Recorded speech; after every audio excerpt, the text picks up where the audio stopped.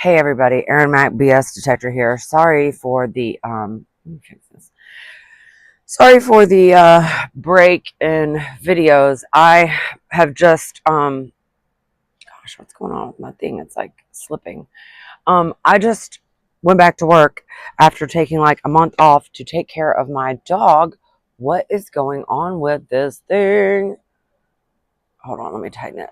Okay. Anyways, so I know I probably look tired as hell. It's because I am. But I did Thursday, Friday, and Saturday nights. And I mean, I'm super happy to be back. It's like the first bar that I worked at when I lived in Marietta, Georgia, which is like a town a little bit north of Atlanta. And it's a great bar. It's like an Irish pub, and it's just awesome. It's really cool to be back. I missed a lot of my peeps, like old regulars and coworkers. There's a couple of people there that were there when I was there like 13 years ago. So anyways, let's get back into this. And I think this is is it part 7 of reading Facts Are Facts by Benjamin Freedman. Okay. And I'm going to start at page 68.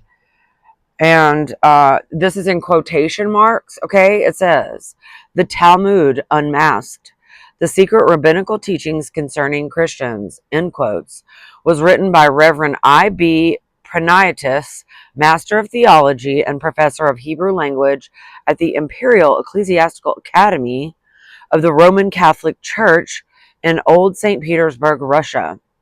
The Reverend Pranaitis was the greatest of the students of the Talmud. His complete command of the Hebrew language qualified him to analyze the Talmud as few men in history. The Reverend Pranaitis scrutinized the Talmud for passages referring to Jesus, Christians, and the Christian faith. These passages were translated by him into Latin. Hebrew lends itself to translation into Latin better than it does directly into English, which is a kind of an interesting little rabbit hole that maybe we'll go down, because I'm very interested in looking into this Hebrew language that we have today, because it's not like they act like it's like an ancient language. No, the hell it ain't. They just made that shit up like a couple hundred years ago. But I digress. Anyways, okay. The translation of the passages of the Talmud referring to Jesus, Christians, and Christian faith were printed in Latin by the Imperial Academy of Sciences in St. Petersburg in 1893, with the imprimatur of his archbishop. The translation from Latin into English was made by great Latin scholars in the United States in 1939, with funds provided to wealthy Americans for that purpose. Wealthy Americans, aka Jews. In order not to leave any loose ends on the subject of Talmud's reference to Jesus, to Christians, and to the Christian faith, I will below summarize translations into English from the Latin texts of Reverend Pranaitis, "The Talmud Unmasked, the secret rabbinical teachings concerning Christians." It would require too much space to quote these passages verbatim with their footnotes from the Sonsonneau edition in English. First, I will summarize the references by Reverend Pranaitis refer to Jesus and the Talmud in the original text translated by him into Latin and from Latin into English. Okay. So, let's see. Sanhedrin 7a. Jesus is referred to as the son of Pandira, a soldier. Kala 1b, in parentheses 18b, illegitimate and conceived during menstruation. These are all things that the Talmud says about Jesus, our Lord and Savior, Jesus. Okay? It's totally fucked. Sanhedrin 67a, hanged on the eve of Passover. Toldat Jeshu, birth-related and most shameful expressions. Aboda Zara 2, referred to as the son of Pandira, a Roman soldier. Shabbat 14, again referred to as the son of Pandira, the Roman. Sanhedrin 43a, on the eve of Passover, they hanged Jesus. Shabbat 104b, called a fool, and no one pays attention to fools. Not cool, bro. Toldot Jeshu, Judas and Jesus engage in a quarrel with filth. What does that even mean? With filth? Shit? I don't know. Sanhedrin 103a, suggested corrupts his morals and dishonors himself. You see how these sneaky rabbis, like, and they want to act like, there's a difference between this and these Torah people, but there's not. They're all the same. Excuse me, I'm drinking my coffee. Okay. Sanhedrin 107b, seduced, corrupted, and destroyed Israel. Really? Zohar 3, 282, died like a beast and buried in an animal's dirt heap. I don't think so, sugar. Hilkot Melakinhim, attempt to prove Christians' error in worship of Jesus. And they do. Like, they talk so much crap, dude. Like, it's crazy. And I've been on YouTube, and there's this one channel called History Valley, and it's some crusty old looking like Jewish dude who looks like he's a product of inbreeding, because he probably is.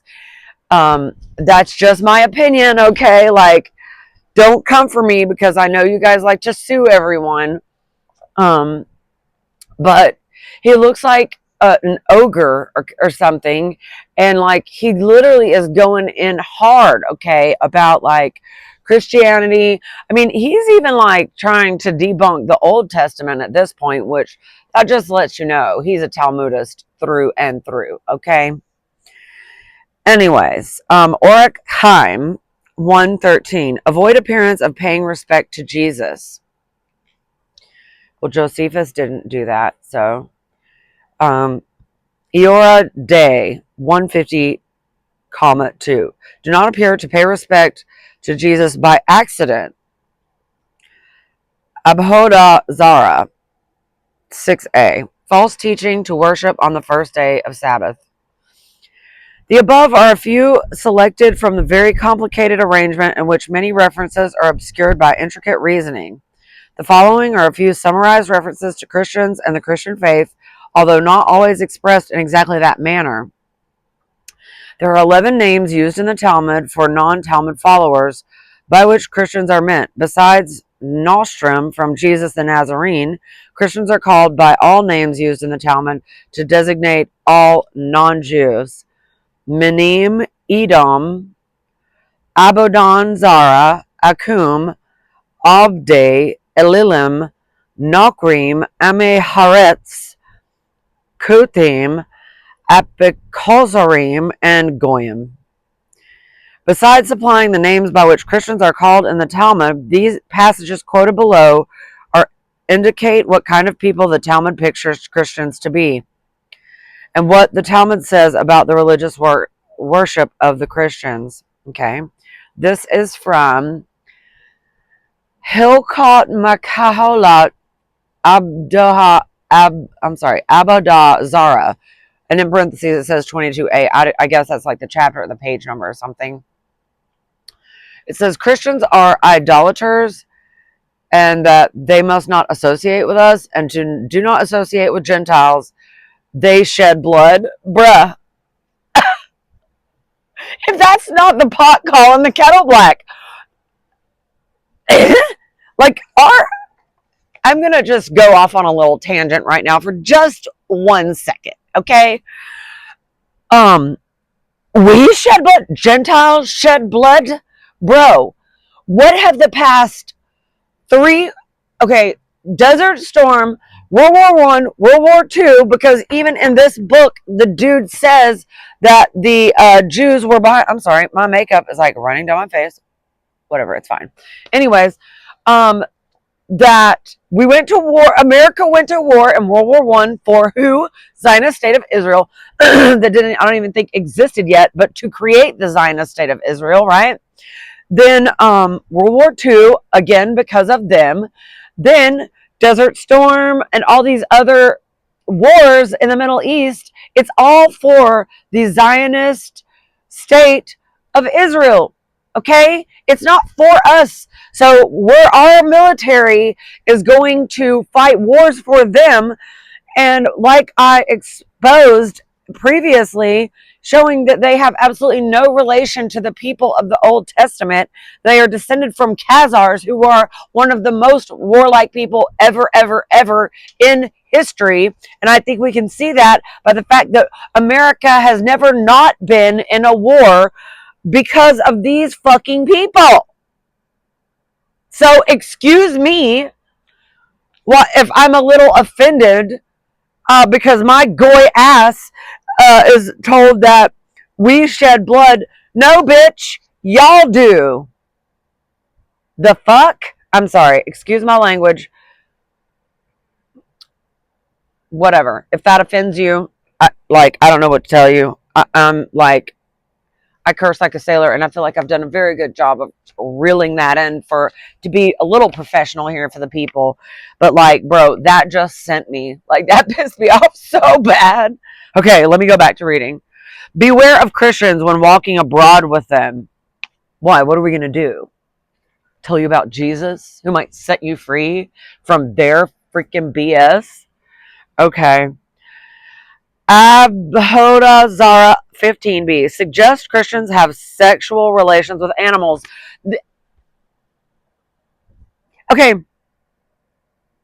Did we not just read in the last episode, I think it was, in the reading of part 6, where the Talmud has all the laws about whether you can still marry a chick that had sex with a dog or something like that? Excuse me. This is bananas. The projection is off the absolute charts with these fucking people. Okay. So it tells them to suggest that we have sexual intercourse with animals. And then it says to suspect that we also do. What? Okay. And I say Christian, even though I still am gonna, because I still believe in Jesus. I don't believe a lot of what Christianity teaches. So I have, for all intents and purposes, left the faith because I don't believe in a lot of the crap that they teach. I don't believe that their Old Testament God is the God of Jesus. I think he's Satan, but I still do definitely believe in the life, the death, the resurrection of Jesus, and in the power that he had, and in seeking the kingdom and the kingdom of his Father. I do still believe in that. Okay. So this is so offensive. Okay. Shabbat 145b. Christians unclean because they eat accordingly. I guess because some Christians eat pork and ham and whatever, but that's the more you know. You know what I mean? If it's filthy, don't eat it. Some people love oysters. I think they're disgusting because they're bottom feeders. But whatever. I'm not going to go into that. Okay. Okay. You're a day 198,48. Clean female Jews contaminated meeting Christians. Fuck off. Okay, I'm sorry. That's not very Christ-like. I guess I need to pray for these people. In the way that it says pray for your enemies and pray for those who curse you, we got to pray for these Talmudists. That's one of the hardest things. One of the hardest things. Because these people are disgusting. All right? Anyways. Okay. Karatut 6b, page 78. Jews called men. Christians not called men. Okay. Makot 7b. Innocent of murder if intent was to kill Christians. So, okay. And in my shorts, I talk about these Noahide laws that are incoming, and everybody is just blindly, willy-nilly, still going about their business. Most Christians still thinking that we have a duty to do whatever the Zionist state of Israel says. Bro, no. This is absolutely batshit bananas. And if y'all can't see this, take your hand and slap yourself with it, because, like, bro, are you dumb? I'm sorry. I'm not trying to be mean here, but, like, if you cannot see that these people are detestable human beings who are evil, who project all of their evilness onto Christians in particular, Christians, and this was the whole point of this book, was this Jewish man writing to his fellow Jewish Catholic friend who was probably doing a Cole Nighter thing where, his oath was not good, and he's like, maybe he was infiltrating the Catholic Church, because I don't think this message ever really did get out, did it? I don't know. I probably need to, like, look more into that, but this is absolutely wild. All right. Okay. Orachheim 225, 10. Christians and animals grouped for comparisons. Midrash Talpiot. Christians created to minister to Jews always. No. Orachheim 57, 6a. Christians to be pitied more than sick pigs. But they don't. They are planning to unalive us all, you guys. Noahide laws. If you don't believe in their God, Yahweh, okay, then you're going to be beheaded. It's already codified into the law here. I'm pretty sure it was Bush Sr. that did that. They're already doing it now in Canada. I'm telling you, by 2030, probably most of us are going to be unalived. And that's just the facts, bro. Unless we wake the F up and, like, shut these people down, which I don't even know if it's possible to do anymore. They've got, like, electro weapons. They've got, everyone's so brainwashed through their media. I mean, they created this satanic, like, psychology, Freud, okay? Edward Bernays. These people were adept at mastering the mind and manipulating it. And so everyone is looking into their scrying mirrors are being brainwashed right now. I'm trying to help unbrainwash you. Good Lord. Okay.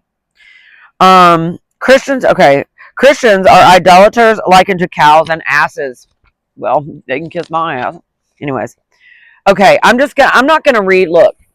So on here it's got, like, whatever the book, like, if it's from the Ketubot, the Sanhedrin, the Even Hazar, the Zohar, okay?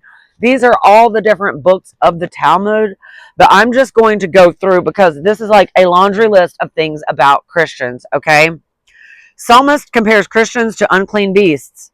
Sexual intercourse of Christians like that of beasts. The seed of Christian is valued as seed of beast. Christians like the people of an ass. Marriages between Christians and Jews is null. Christians' birth rate must be diminished materially. I'm going to make a short out of that. I need a pen. Let's see. Hold on.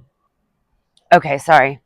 I just had to mark that because I'm going to make a short out of that. Like, the people need to know this stuff. Everybody's got to wake up. Like, they are legit trying to unalive us through the diet, through the like, y'all have to realize they own all the food stuff. They own all the medical stuff. They own all the banks. They own all of the media that you see, the news, Hollywood, the movies. Everything is a brainwash, friends. We got to wake up or we all will be unalived, okay? Let's see. Christian idolaters are children of Eve's serpent, which is an interesting thing. I'm not even gonna go into that right now. Idolatrous people, which is Christians, befoul the world. Non-Jews' souls come from death and death's shadow. Souls of Gentiles have unclean divine origins. Non-Jews' souls come from death. Oh, wait, I already said that. Okay. Non-Jews' souls go down to hell. Replace dead Christians like like lost cow or asses. Jews called men, but not Christians called men. Forbidden to sell religious works of Christians. Christian churches are places of idolatry. Must keep far away physically from churches. Must not listen to church music or look at idols. Yeah, because God forbid some of the holiness might rub off on you, you filthy fuckers. Okay. Jews must not resell broken chalices of Christians. Gospel called volumes of iniquity, heretical books. Talmudists agree that books of Christians be burned. Festivals of Christians called days of calamity. Christian feast days despicable, vain, and evil. Forbidden to observe Christian Christmas Day. Forbidden to celebrate Easter or Christmas. Jews possess dignity even an angel cannot share. Okay, okay. To strike Israelite like slapping the face of God. A Jew considered good in spite of sins he commits. Jews stay away from Christian homes on holidays. Jews must not return greeting Christians. Do it first. Jew must not sue before a Christian judge or laws. Christian or servant cannot become witnesses. Avoid eating with Christians. Breeds familiarity. Yeah, they don't want anything to do with any Jesus believer. They fucking hate his guts, bro. And I wonder why. Okay, Christian or servant cannot become witnesses. Avoid eating with Christians. Breeds familiarity. Do not drink milk from a cow milked by a Christian. Like, what? Dude, this is... Sorry, my shirt is like floppy, loose, whatever. I'm sorry. Never imitate customs of Christians, even hair comb. Okay. Wine touched by Christians must be well washed. It must be thrown away. Bought dishes from Christians must be well washed. I was like combining the two lines. For 3 days before a Christian festival, avoid all. Festivals of followers of Jesus regarded as idolatry. Avoid things used by Christians in their worship. Forbidden to sell Christian articles of worship. Do not sell water to Christians for baptism. Do not trade with Christians on their feast days. Now permitted to trade with Christians on their feast now permitted to trade with Christians on such days. Trade with Christians because they have money to pay. That's what it's all about to them anyways. Okay, let's see. If a Christian is not devout, may send him gifts. So I guess like if you're a Christian, just, and you just give lip service to it and you don't, show love and practice the law of Jesus, which is to love your neighbor as yourself and love his father, not their father, who is the devil, who Jesus says in the discourse in John chapter 8, but everybody still is worshiping this Old Testament God as if he's not Satan. Like, go read it. Go read Deuteronomy. How many people are unalived at the hands of this Yahweh person? Like, and then you've got all these people being like, oh yeah, I've really been feeling in my spirit that I need to like follow the Torah. Okay, good. But you're going to be judged by it. Okay, let's see.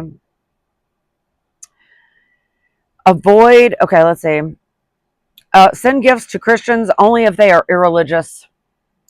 Christian wet nurses to be avoided because dangerous. Christian nurse will lead children to heresy. Avoid Christian doctors, not well, non to neighbors. What? Avoid medical help from idolaters. Christians are meant. Avoid Christian barbers unless escorted by Jews. Avoid Christian midwives as dangerous when alone. Those who do good to Christians never rise when dead. Help needy Christians if it will promote peace. Hide hatred for Christians at their celebrations. Never praise Christians lest it be believed true. Not allowed to praise Christians to add to glory. Quote scriptures to forbid mention of Christian God. Refer to Christian religious articles with a contempt. Deride Christian religious without wishes. No gifts to Christians, gifts to converts. God gifts forbidden to Christians encourages friendship. Exile for that Jew who sells farm to Christians. Forbidden to each to trade to a Christian. Christian property belongs to first person claiming. Keep what Christian overpays in error. Jew may keep lost property of Christian found by Jew. It is permitted to deceive Christians. Jews must divide what they overcharge Christians. Jews must not take Christian customs from Jews. may deceive Christians that believe Christian tenets. Usury may be practiced upon Christians or apostates. Usury permitted now for any reason to Christians. Jew may lie and perjure to condemn a Christian. Remember that, because we're going to have these Noahide courts very soon, and your life literally may be on the line. Name of God not profaned when lying to Christians. Jew may perjure himself with a clear conscience. Jews may swear falsely by use of subterfuge wording, which happens all the fucking time now. Jews may swear falsely by use of subterfuge wording. Jews may always try to deceive Christians. Always try to deceive Christians. Do not cure Christians unless it makes enemies. Do not assist Christians' childbirth on Saturday. Unless believes in Torah, do not prevent his death. Okay? Do you see where all this is going? You Christians that are starting to observe the Torah, you're being primed to deny Christ. Okay? That's what all of this is leading up to. And y'all don't even see it. Let's see. Do not save Christians in danger of death. A spy must be killed even before he confesses. Apostates to be thrown into well and not rescued. Kill those who give Israelites money to Christians, prying into Jews' law to get death penalty. Baptized Jews are to be put to death. Kill renegades who turn to Christian rituals. Those who do not believe in Torah are to be killed. Christians and others deny the law of the Torah. Christians are to be destroyed as idolaters. Captivity of Jews end when Christian princes die. Princes of Christian or idolaters must die. When Rome is destroyed, Israel will be redeemed. Even the best of the goyim should be unalived. If Jew unalives Christian, commits no sin. Shedding blood of impious offers sacrifice to God. See what I'm saying? Their God is Satan. Extermination of Christians, necessary sacrifice. High place in heaven for those who kill unalive idolaters. Sorry. I hope this video doesn't get taken down, because I will. This one, I screwed up by turning my mic down, like on part 3, I think, which I'm like, it's not that serious. Like, I'm not going to re-record it. If this one gets taken down for me saying the K-I-L-L-E-D word instead of unalived, I will reread and repost this one, because this is probably the most important one out of all of the ones that I've read. Okay. When Rome is destroyed, Israel will be redeemed. Even the best of the goyim should be unalived. If a Jew unalives a Christian, he commits no sin. Shedding in blood, impious, offers sacrifice to God. Okay. I read a bunch of those several times. Extermination of Christians, necessary sacrifice. High place in heaven for those who unalive idolaters. Make no agreements and show no mercy to Christians. Either turn them away from their idols or unalive. Allow no idolaters to remain where Jews are strong. All contribute to expense of unaliving traitor. No need of prayers while behead on the Sabbath. Prayers to save from punishment of coming Messiah. Okay, and these were all from different parts of the Talmud. The Zohar, the Yoreh De'ah, the Orach Chaim, the Sefer or Israel, like the Hilkot Akum. So there's like different books, but all of these are from the Talmud, okay? In the Library of Congress and the New York Public Library, unless recently removed, you can find a copy of the Talmud Unmasked, The Secret Rabbinical Teachings Concerning Christians by Reverend I.B. Praniatis, a copy of the original work printed in St. Petersburg, Russia in 1892, can be made available to you by your mutual friend if you are interested in reading the above passages in the original Hebrew text with their Latin translation. I trust my summaries correctly explain the original text. I believe they do. If I am in error in any way, please be so kind as to let me know. It was very difficult to reduce them to short summaries. The National Conference of Christians and Jews need not scrutinize the 63 books of the Talmud to discover all the antichrist, anti-Christian, and anti-Christian faith passages in the books, which are all caps in quotations, the legal code which forms the basis of the Jewish religious law, end quote, and which, quote, all caps, is the textbook used in the training of rabbis, end quote. They can also keep in mind that, as Rabbi Morris Kurtzer also points out, as explained earlier, that, in quotes, all caps, adults study ancient writings too, in group discussion of Talmud before evening prayer, end quote, end quote. If the National Conference of Christians and Jews are genuinely interested in interfaith and brotherhood, do you think, my dear Dr. Goldstein, that they should compel a start at once to expunge from the Talmud the Antichrist, anti-Christian, and anti-Christianity passages from the Talmud in the brotherly way they expunge passages from the New Testament? Will you ask them? Throughout the world, the Oxford English Dictionary is accepted as the most authoritative and authentic source for the information on the origin, definition, and use of words in the English language. Authorities in all fields everywhere accept the Oxford English Dictionary as the most trustworthy fountain of enlightenment on all phases of the English language. The Oxford English Dictionary brings out clearly that Judaist and Judaic are the correct forms for the improper and incorrect, misused and misleading Jew and Jewish. You will agree completely with the Oxford English Dictionary if you consider the matter carefully. Judaist and Judaic are correct. Quote unquote Jew and quote unquote Jewish are incorrect. Quote unquote Jew and quote unquote Jewish do not belong in the English language if the use of correct words of interest is to the English speaking peoples. The so-called or self-styled Jews cannot fully describe themselves as Jews because they are not in any sense Judeans. That's what I've been trying to tell people for the longest. They can correctly identify themselves by their religious belief if they so wish by identifying themselves as Judaists. A Judaist is a person who professes so-called Judaism as its religious belief, according to the Oxford English Dictionary. The origin of Jew has not its roots in Judaism as explained. The adjective form of Judaist is Judaic. Jewish is an adjective, is just as incorrect as Jew is a noun. Jewish has no reason to exist, the word. Well-planned and well-financed publicity by so-called or self-styled Jews in English-speaking countries in the 18th and 19th and 20th centuries created a wide acceptance and use for Jewish being used today in many ways that are no less fantastic and grotesque than incorrect and inaccurate.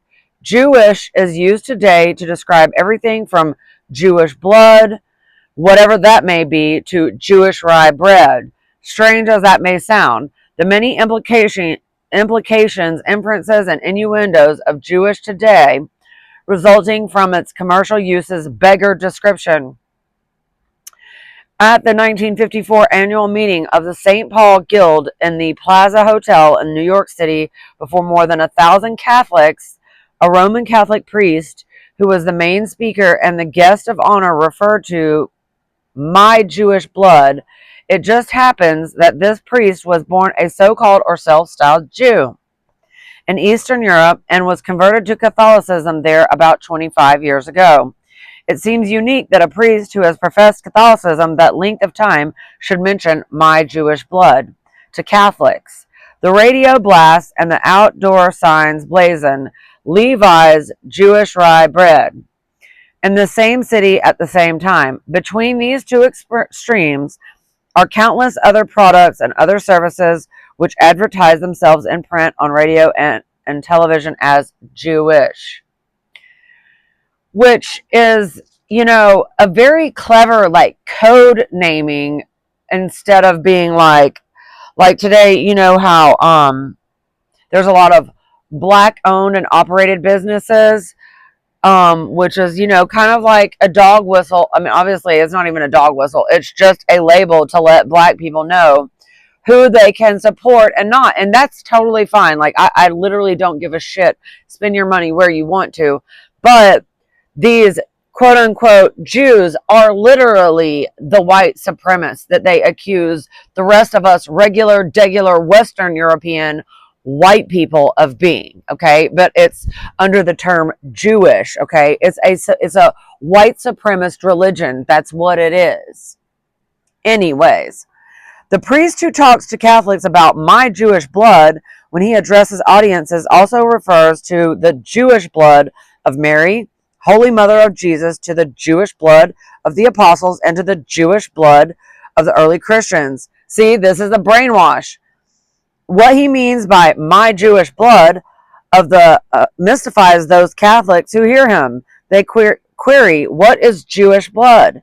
They ask, what happens to Jewish blood when so-called or self-styled Jews are converted to Catholicism?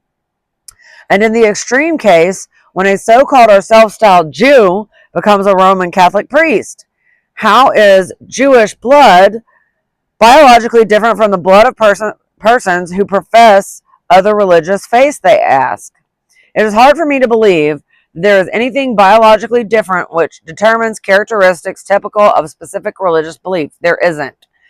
Are the inherent racial and national characteristics determined by religious dogma or doctrine? No. Let's see. The word Jewess raises a similar question. If Jewess is a female for the male Jew, I must admit that I have been unable to find female as well as male designations for persons professing any religious belief other than so-called Judaism. Are there any other that you know? I have searched for the female of Catholicism, Protestantism, Hindu, Muslim, and others, but without success. This is insane, dude. It seems very popular now to refer to Mary, Holy Mother of Jesus, as a Jewess. It does seem unrealistic to identify the sex of members of any religious belief by appropriate designations. So if the word Jew is regarded as the descriptive of a race or a nation, as is often the case, it is equally unrealistic to indicate the sex of members of a race or a nation by a suffix used for that purpose.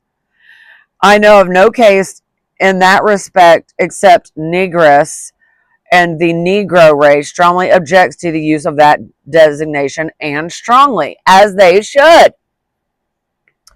Any word is creating more problems amongst Christians. I refer to Judeo-Christian. You see it more and more day by day, based on our present knowledge of history and on good sense applied to theology. The term Judeo-Christian presents a strange combination. Does Judeo refer to ancient Phariseeism or to Talmudism or so-called Judaism? In view of what we know today, how can there be Judeo-Christian anything? There can't. They are literally polar opposites, diametrically opposed to one another. But that's part of the brainwash. Okay. Yeah, okay, here you go. Based on what is now known, Judeo-Christian is as unrealistic as it would be to say anything is hot cold or old young or heavy light, or that a person is healthy sick or poor rich or dumb smart or ignorant educated or happy sad. These words are antonyms, not synonyms. Judeo-Christian, in the light of incontestable facts, are also antonyms, not synonyms, as so-called or self-styled Jews would like Christians to believe. More sand for Christians' eyes. An Institute of Judeo-Christian Studies has been established by Seton Hall University. It is actually a one-man institute. Father John M. Esterreicher is the one-man institute. The Institute of Judeo-Christian Studies occupies a small office in a downtown office building in Newark, New Jersey. This one-man institute, according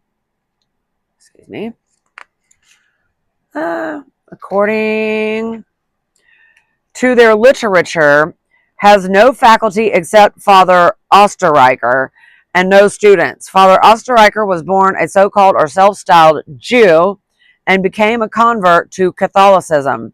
I've had the pleasure of hearing him talk on many occasions. Addresses by Father Osterreicher and literature by mail are the principal activities of the Institute of Judeo-Christian Studies.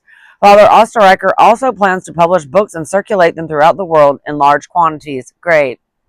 Father Osterreicher leaves no stones unturned to convince Catholics that Judeo-Christian is a combination of two words that are synonyms theologically. Nothing could be further from the truth. Father Osterreicher impresses that viewpoint upon his Catholic audiences. Father Osterreicher talks to Catholic audiences only so far as I am able to tell. In his addresses, Father Osterreicher impresses upon Catholics the opinion he personally holds on the question of the dependence of the Christian faith upon so-called Judaism. His audiences depart Father Osterreicher's addresses very much confused. Yeah, I bet they are freaking confused. I mean, and that's the whole messaging. And like, you know, in that movie, They Live, you know, like obey, consume. Like you're getting all of these disparate messages that like have nothing to do with truth. You know what I mean? And you're getting like confusing messaging as well. Okay. It would make better Catholics out of Father Osterreicher's audiences if he would sell Jesus and the Catholic Church rather than try to sell so-called Judaism to his audiences. Well-planned and well-financed publicity by so-called or self-styled Jews manages to keep Christians well-informed on the subject of so-called Judaism. If Father Osterreicher would concentrate upon selling Jesus and the Christian faith to audiences of so-called or self-styled Jews, he would be doing more towards realizing the objectives of Christian effort. The activities of this one-man institute are somewhat of a deep mystery, but I am certain that Monsignor McNulty will never allow the Institute of Judeo-Christian Studies to bring discredit upon the fine record of Seton Hall as one of the foremost Catholic universities anywhere. But it will bear watching, and Monsignor McNulty will always appreciate constructive comment. The word anti-Semitism is another word which should be eliminated from the English language. Anti-Semitism serves only one purpose today. It is used as a smear word. When so-called or self-styled Jews feel anyone opposes any of their objectives, they discredit their victims by applying the word anti-Semite or anti-Semitic through all the channels they have at their command and under their control. This is fucking facts, bro. This guy is freaking spitting. And back in the 1950s also, so not much has changed. I can speak with great authority on that subject because so-called or self-styled Jews were unable to disprove my public statements in 1946 with regard to the situation in Palestine. They spent millions of dollars to smear me as an anti-Semite, hoping thereby to discredit me in the eyes of the public who were very much interested in what I had to say. Until 1946, I was a little saint to all the so-called or self-styled Jews. When I disagreed with them publicly on the Zionist intentions in Palestine, I became suddenly anti-Semite number one.